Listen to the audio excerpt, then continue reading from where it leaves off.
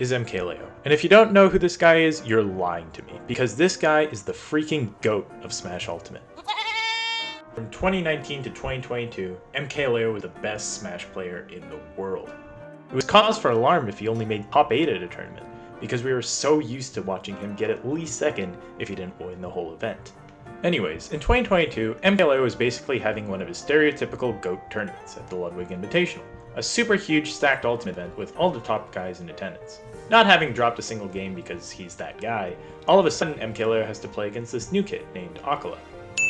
Now in 2022, Acola was on a bit of a tear, breaking into the Smash scene and easily establishing himself as the best player in Japan with Steve, a character you might have heard. See, thing was, this year Leo got upset by this guy named Onin, a similar Steve prodigy who won SmashCon 2022, and robbed Leo in the process by demolishing him 3-0. Now, Leo is up against an even better Steve, so people are a little unsure. Would Leo be able to win? People really thought I wasn't the best, you know? That's crazy! I had to win! That's crazy! That's crazy!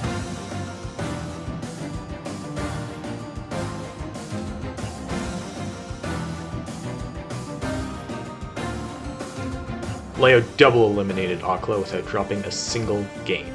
A clean 6-0 victory, which effortlessly won Leo the whole thing. However, unbeknownst to both the players, casters, and even the spectators at home, this was the beginning of two things. One, aside from Genesis 9, MkLeo wouldn't win a major all of 2023. This meant that Leo not only lost his best player in the world status, but his status as a top 10 player entirely. And two, you remember that 15-year-old kid he destroyed? Yeah, he'd become the best player in the world. Over the span of 2023, two things were clear.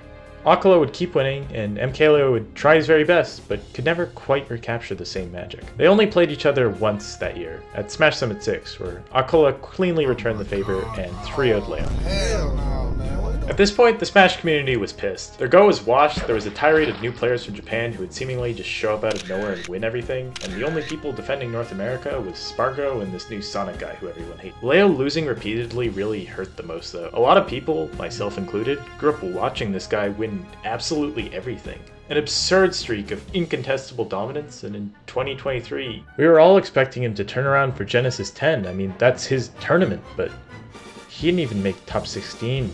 Let alone top 8 at that tournament, so we all feared it was over. All of a sudden, Leo started winning again. It wasn't anything like his old streaks of dominance that he had, but he was legitimately winning majors. There were flashes of his old 10 out of 10 playstyle where he'd just walk in and body someone. There was nothing they could do, the Joker was just too clean. He began to top 8 semi-regularly again, and it seemed like he was genuinely motivated to win. So when it came time for both him and Acola to play at Supernova 2024, there was a legitimate chance that Leo could recapture the same old magic and take out Acola. And man, it was so close. A Game 5 back and forth set. And instead of going to the next tournament at Riptide, he decided to go with his Mexican brother on a trip to Japan. On this trip, Leo had two goals. Win Umebura, the region's super major, and beat Acola in the process to get his sweet, sweet revenge. And, like all good stories, as fate would have it, the two actually met in bracket. They met in top 8 losers quarters, as a result of both of them having heartbreaking Game 5 losses. At this point, both players were tired and motivated. Remember, there's so much on the line here for these two players, not just the tournament, but also their reputations both as GOATs of the game and against each other. Loser was out of the tournament at 7th, and the winner had an amazing bracket path to likely win the whole event. For Leo, this was the perfect opportunity. All he had to do was destroy Acola, win the tournament, and solidify himself as the GOAT of Smash Ultimate. So Leo, in classic Leo fashion, picked Violet, and the rest was history. 3, 2, 1, go!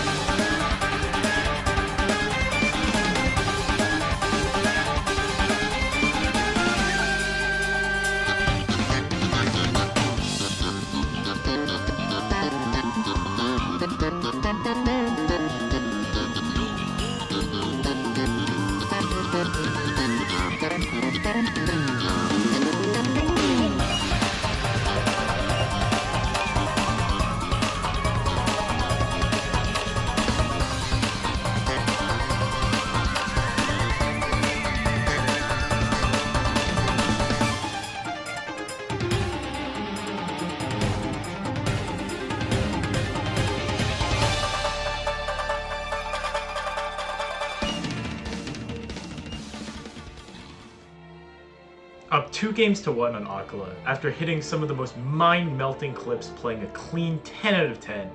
Leo was feeling himself. The GOAT was back. It felt like there was no one stopping him now. And I'd love to tell you that Leo cleaned up a third game over his nemesis and won the whole tournament, but that's not how this ends.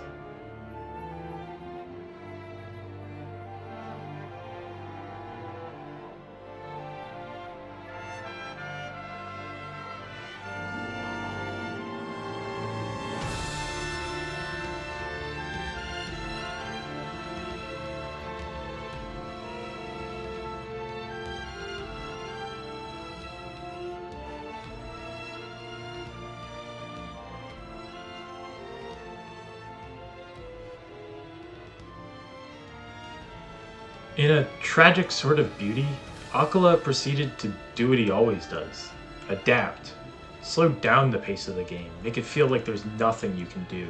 And in an ironic twist of fate, this is the very same tactic that Leo used to win so many Game 4s over his dominant career. And in this Game 4, Leo never took Acola past the second stock for the rest of the set.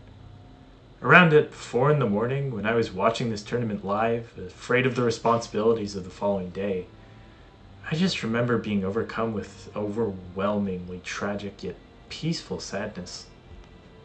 Something felt different about this loss. I think it's because it represents a part of the game's history. People say that if Leo never slacked off on practicing or played his amazing old self, he'd still be the best in the world, but despite clearly giving it his best efforts, he couldn't.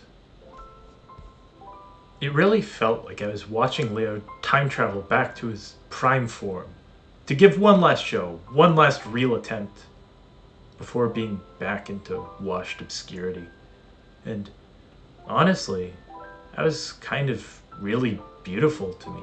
And oddly enough, ever since that set, I feel like something kind of changed within me. I sort of stopped caring about Smash Ultimate. Obviously, I still care about Ultimate a great deal, but after that set, I think I'd be hard-pressed to find a game that has me so invested as that one.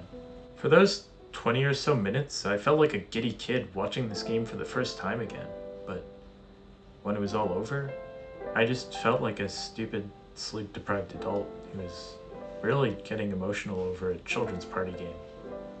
To me, it was the game's finale. Smash Ultimate's last great set. Until Cola won a fucking super major, let's fucking go!